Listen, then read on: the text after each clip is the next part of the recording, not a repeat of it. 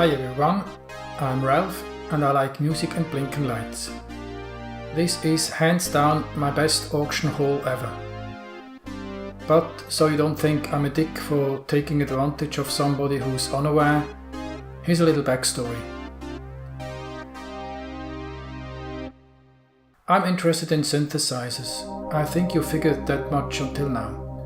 I'm also a kid of the 80s and therefore a fan of the music and gear of that era.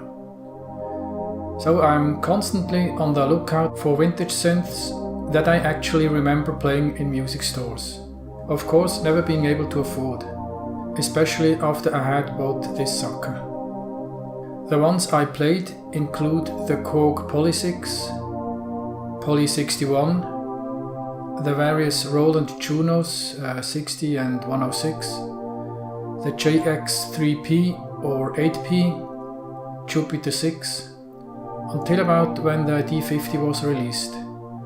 That was the time I stopped going to music stores because my studies required more of my time. Occasionally, one of these synths is on offer on Ricardo, a Swiss auction site, or Tutti, an online classifieds site. When they are in my price range, which happens rarely enough, I make an offer or start bidding. Usually I'm either too late to make an offer or I am overbid when my limit is exceeded, often as the last competing bidder. Many a synth went to someone who I can hardly imagine remembering it from his or her youth as fondly as I can. Here is just a small list of synths that I bookmarked or even bid on. And then came this one.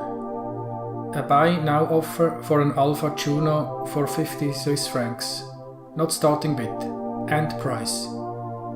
I, of course, being the idiot that I am, actually browsed away, deliberating, returning, rereading, watching the pictures, browsing away again, until I finally came to my senses and clicked the buy now button. This is especially embarrassing because earlier this year on a Sunday morning, a Juno-2 was offered for 375 Swiss francs, again as a buy now offer. I had felt the same excitement like now. I mean, I just about remembered having played it in my early 20s. And everybody has one. It's Espen Kraft's master keyboard, and he's made an entire 40 minutes video about this best Roland synth ever. And then there's the Finnish vintage synth guy Kibu, who's on tour as we speak. He owns two of them, the Juno 1 and 2. Not me though. I bookmarked it and went away, only to find it gone when I returned later that same day.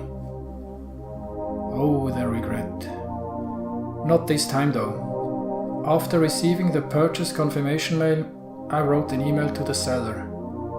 Dear sir, I hope it wasn't a mistake on your part selling a Juno-2 for 50 Swiss francs. Well, I couldn't resist and bought it without even deliberating. When can I get it? The next day he answered, that's okay, it just has to go. Later he told me that he did look up going prices for used keyboards, but of course the Juno isn't just another keyboard. So I drove to Biel, paid 50 Swiss francs for it, including stand, and here it is. It looks really well cared for. There's a dent here and there, and there's the soft whine, which apparently is a well-known thing, that I can get sorted, probably. It has the awkward, but at the time common, reduced user interface with a single alpha dial, instead of sliders and knobs.